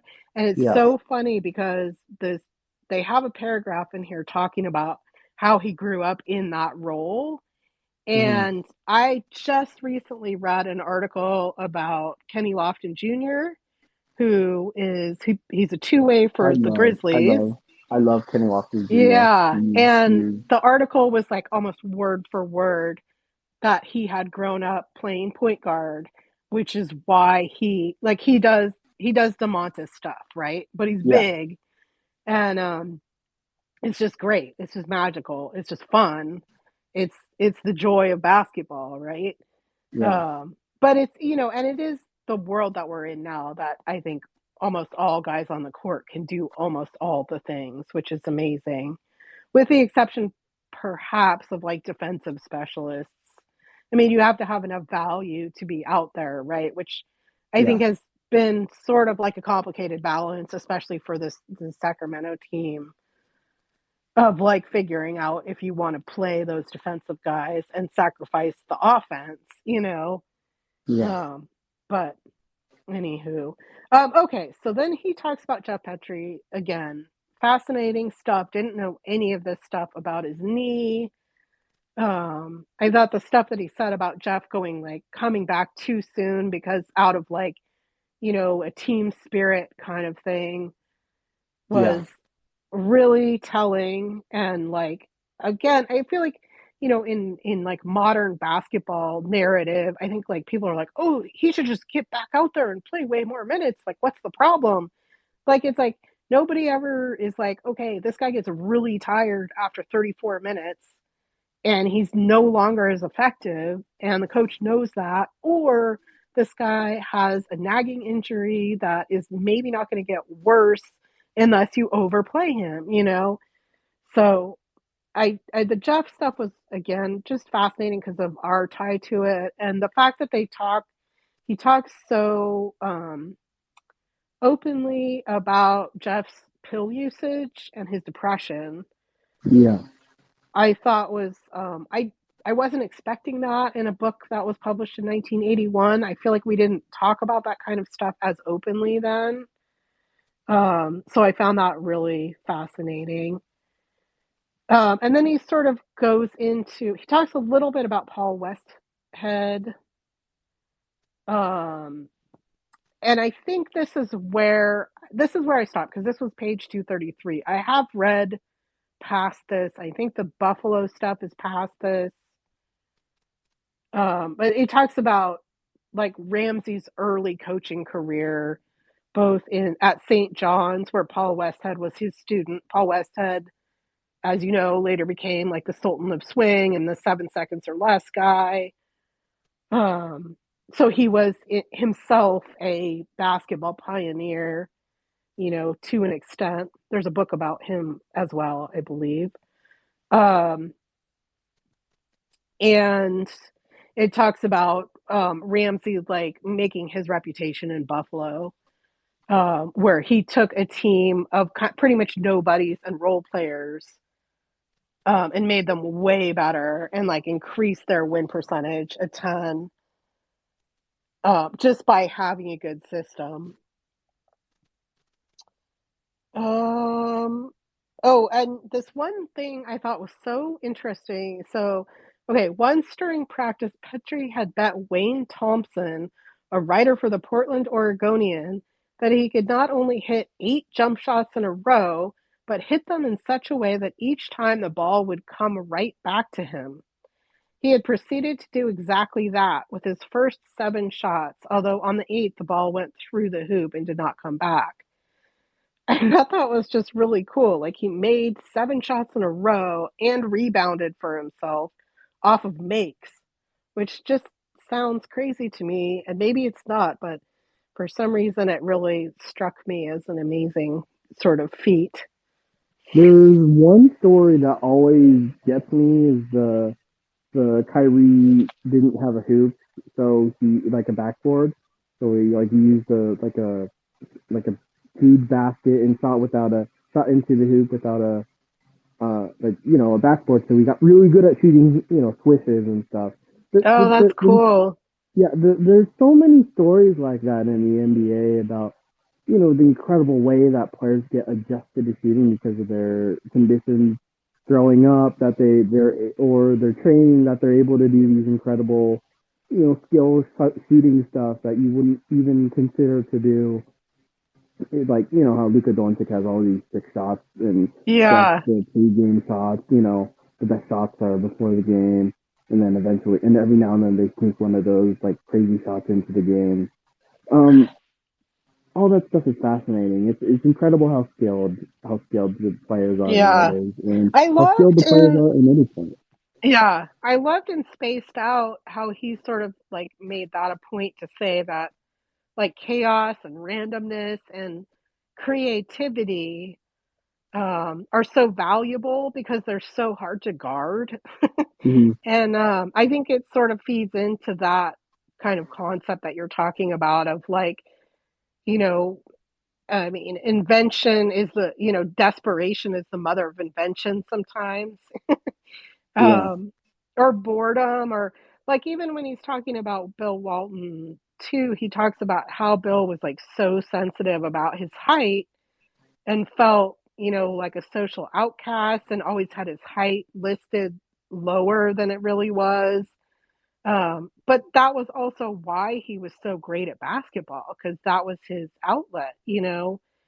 Um, and I think that's true of a lot of people that are highly focused. Like my friend, or not, he's not my friend. I went to high school with the guitarist for the Foo Fighters, and he was just always like so focused on playing guitar. That was like his entire identity, you know? And I think Yeah. it was because he had like a social, like he wasn't particularly great looking, wasn't super fantastic at meeting girls, but being in a band helps, right? Being a jock helps. Like, so I don't know. I mean, I'm just saying, I don't know how people get great at these things. I certainly have never been great at anything. Um, but it's fascinating that he talks in here about like formation of their mindsets and stuff like that. Okay, so then the very last where I stopped is the Moses Malone stuff, where they just really blew it on Moses. Like the players knew automatically Yeah. that Moses was Yeah. amazing, and they traded him for a first, and then Buffalo traded him like 2 weeks later for two firsts. And then they go into the Buckwalter story, which we also read in Loose Balls, but it was written in a really different way. And in Loose Balls, I remember it really clearly because it talked a lot about Moses's mom and how poor they were, and that she had a picture of Jesus and Kennedy on the wall, Hmm. and that Buckwalter managed to sort of, you know, sway them with the idea that you could just go straight to money. You didn't. I mean, Moses wasn't really interested in college anyway. I thought this book was really interesting, and that he has uh this whole section about the guy who was trying to like kind of, it seemed like, huckster him on like a Christianity type education, like, oh, you got to be a good man and come play basketball for us because we're going to study the Bible, and like, but it seemed like not very genuine, you know, and in the end, I think the money just clearly won Yeah. out. It made me, that part made me think, obviously, like, recruiters probably aren't the most, like, honest kind of people in regards to college, but it just made me think about how, you know, colleges tends to be pitched as, job creation, the best thing you can do for your life. And it does make me wonder about just how the sales pitch of college might not be the most honest thing in the way that they pitch certain majors and certain qualities of life. And it made me think, college, everyone's trying to sell something. So maybe be a little, when you're looking into things, you know how there's the whole, the college rating stuff and how they almost arbitrarily pick attributes and stuff to determine, like, the rating stuff is almost pay to win in a way. uh for Certain schools, colleges. yeah, for colleges, a lot of the rating stuff, the stuff that they put for the college ranking lists are not. They don't really, like, the best school on a college ranking list isn't inherently the best school for you, Yeah, because obviously colleges are trying to sell you on stuff. They want you to get your tuition and go to them. that was So one thing in Loose Balls that I thought they did a great job of, sort of like poking holes in the idea that, like, yeah, that guys needed to have this like college year or two yeah, before coming to the league. Like, I don't really totally believe that. And the amount of money that they were making off these athletes for their program, yeah, it really hasn't changed. I mean, I think that they talk a lot about the NIL and how that's going to change stuff, that the athletes are like at least taking part in part of the profiteering, but it's basically a profit model. I mean, they do March Madness great, right? That, hmm, and I think they have this element. I mean, he talks in here at one point too about how, like, in a college career, you play like whatever 11 games, or however many games you play. I hmm, don't know how many, and every single game is like super high stakes, and then every tournament that you go to is like a one game, yeah. win You it want to or go lose it, home. basically. So the stakes are like so much higher, and the emotion around every single game is so escalated as compared to this like long drawn out 82 game schedule that, Yeah. and I think at one point in here, which again I probably highlighted it, but I'm not going to go find it, is like he talks about how they made the schedule more condensed, how they just smushed it together so it wouldn't, they kept it 82 games and made it closer together so it wouldn't conflict with baseball or football, so Hmm. that it could, it could still like get most of the ratings on TV when it was on.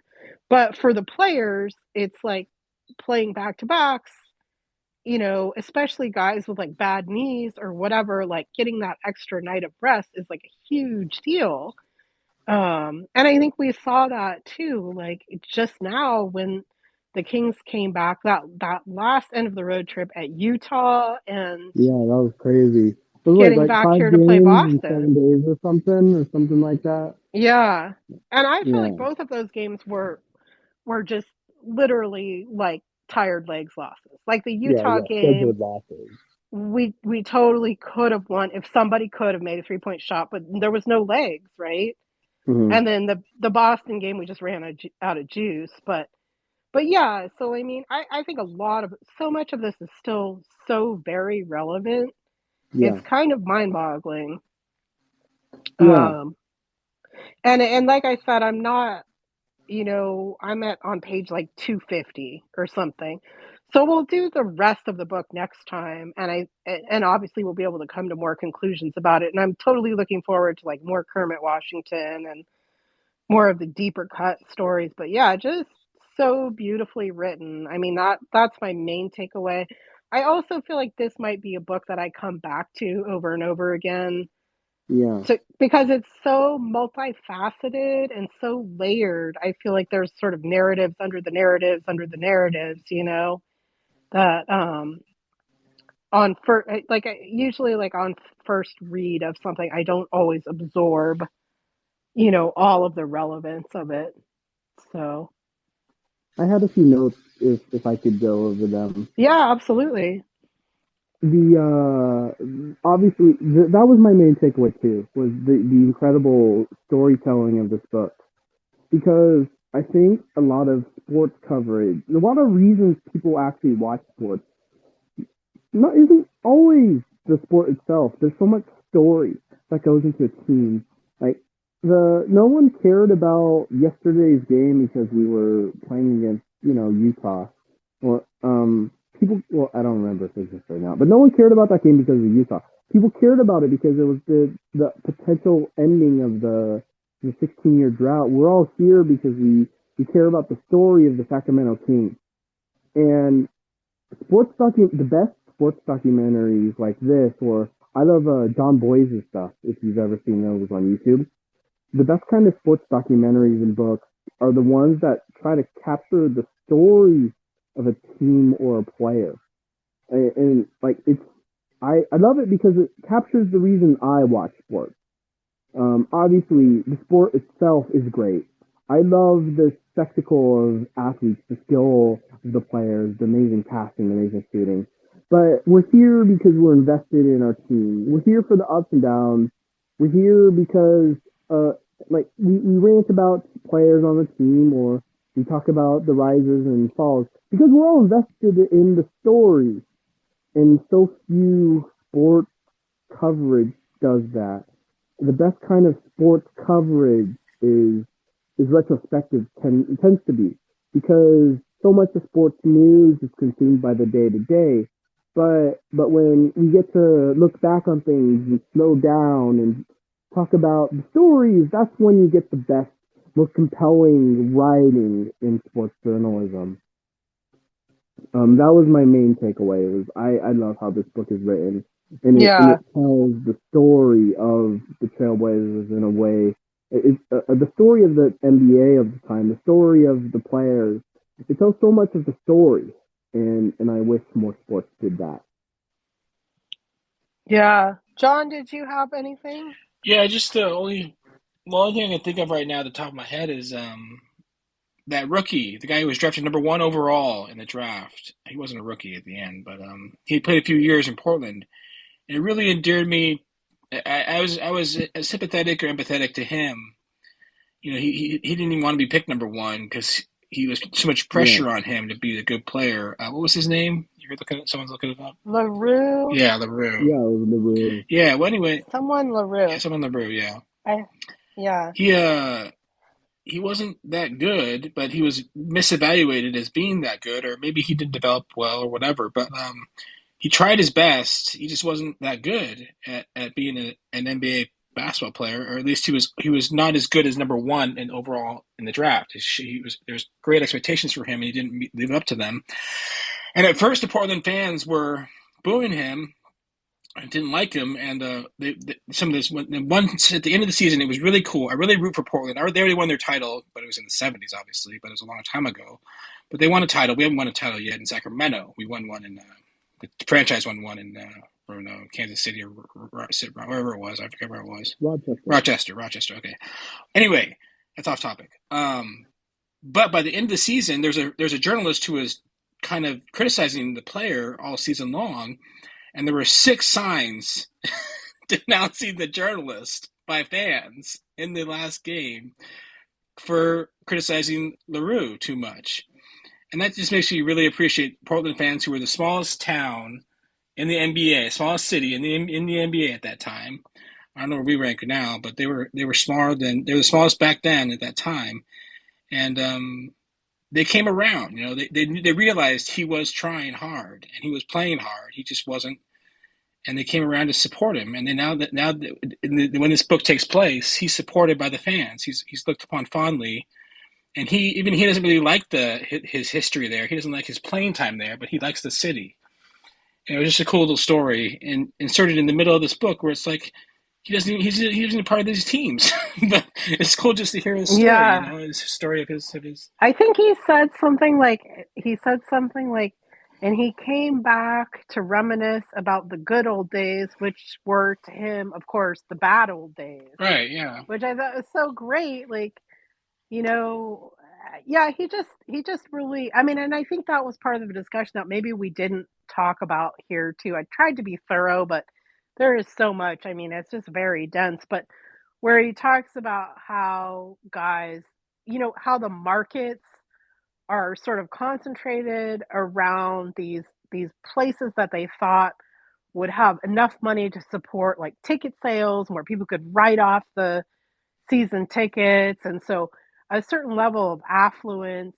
But the players, because the league is so integrated at this point, are mostly pulling from like these very, poor Black areas, which is a totally different situation. So once the players get to the cities, and especially Portland, because it's a small sort of, white suburb, that the pace of life was totally different. The expectations were totally different. And then they would end up staying, or not taking their kids back to where they were from. And he has this whole section where he talks about like Atlanta versus Portland, and where he goes into like the Pete Maravich stuff, and even being able to like someone, I can't remember which star it was, but like who was having trouble buying a house in one of the markets they were in. Again, like it's surprising how relevant a lot of, I thought, the racial stuff still is, but it was also very informative as far as like what kind of a culture they ended up having in the small market of like these returning players who, sort of made it their home and kept coming back to support. Kind of like Indianapolis. It was very, very good. From the ABA book. One of the yeah. These balls also, we talked a lot about Indiana, like that, the way that the players kept on coming back. They had the bar and they all hung out after games. I think it's fascinating how this book in particular clued me into it, but like this book was talking about how there's really 2 NBAs. The NBA that the national media picks, the national media picks all these big market teams and they pick all these trendy big like popular, well playing teams. And then there's another NBA that the real basketball fans watch. All the rest of the 30 teams that rarely get exposure. Sacramento, we've only gotten 2 national games. Minnesota is a really great one. Jaden McDaniels and some of their defensive guys are so fun to watch, but no one knows about them because they're not one of the big teams. There's really 2 NBA. It's amazing how much TV dictates it. This book was talking about how so much of the small market teams are dependent on the money they get kicked back from the TV revenue, and that was fascinating to read because TV has dictated the sport almost more so than any other sport, and it's really incredible that that's still a thing. We're talking about how so much of Absolutely. this carries on. That is almost certainly the thing I feel the most about this is how there's 2 NBAs. Yeah. No, absolutely. I love to like I mean I think well he said something like the era of Blazer mania, like when they had won the championship, where it's like achieving this like sort of unthinkable goal of like of bringing a small market team to the spotlight, for this very short time, and then these guys who were just like peripheral pieces and weren't really relevant to like the championship team or anything like that still felt like they were a part of that success in the spotlight, and Hmm. even though there wasn't even really a cohesive culture when they were there, maybe it still was like they were winners because it was, so, and I mean, it's interesting too, because in this, era, I would say that probably Golden State is like also currently a big market team, but they're not a big market team because they're a big market. They're a big market team because they're winners, right? So that's Yeah, the only thing I think that Milwaukee is really not a big market at all. Milwaukee's smaller that's than us, true. but Yeah. they get all these national TV games because Giannis. Yeah, that's a good point. And they really haven't I'm curious now that you say that, I wonder how many national games they had, especially in relation like I counted how many Lakers games they had, and I don't remember how many there were, but it was like 40 national TV games to our Wow. two. So I'm curious Hmm. what the Bucks. But I would argue that I think still the biggest two markets in the NBA are Boston and LA. And maybe that's not true. Maybe it's New York, but as far as market share, I think it's Yeah. Boston and LA. It'd be interesting to look that up though for sure. Boston has the Um, most history in the NBA. Like it wouldn't be the NBA without the Celtics.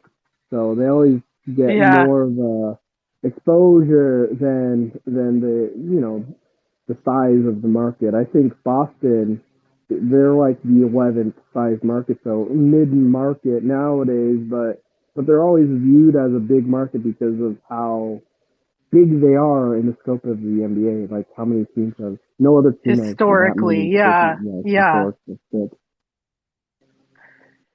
Okay, well, we have been going for 2 hours on half of the book. What a great book, though. I'm Yeah, really this is looking forward to incredible. finishing it.